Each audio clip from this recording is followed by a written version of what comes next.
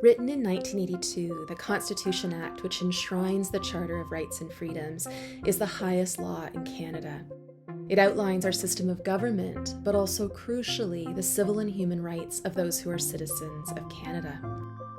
This is the document that defines who and what we are as a people, and the nature of our obligations to one another. It is the essence of our democracy. Constitution Act 1982, Part 1, Canadian Charter of Rights and Freedoms.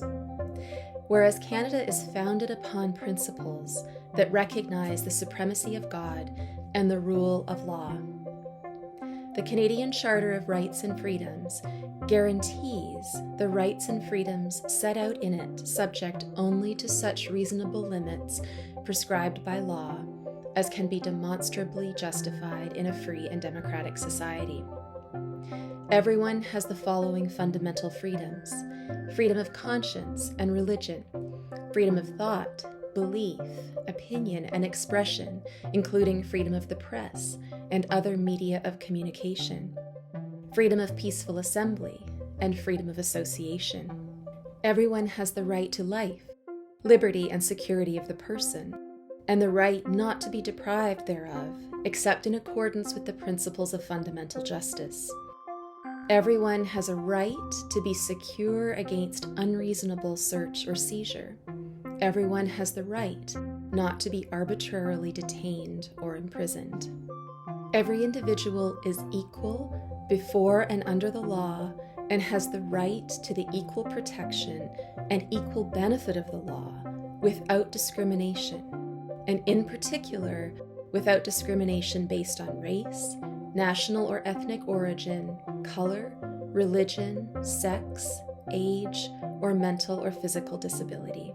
Though charter rights are not absolute, even in times of crisis, governments cannot act without constraint.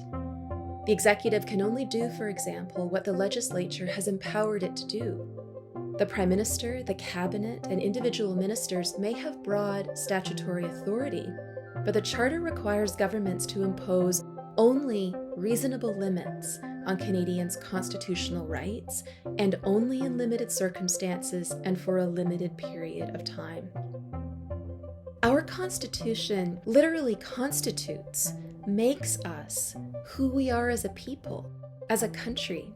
It weaves us together in a way that cannot be undone by one person's edict or the actions of one government at one moment in history. But it is the job of we the people to stand up for the reasonable limitation of these rights and to hold our government accountable on pain of losing our rights, our freedoms, and our identity forever.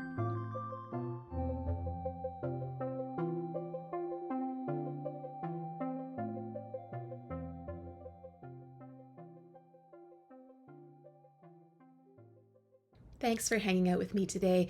If you enjoyed watching this video, please consider making a tax-deductible donation to the democracyfund.ca/donate.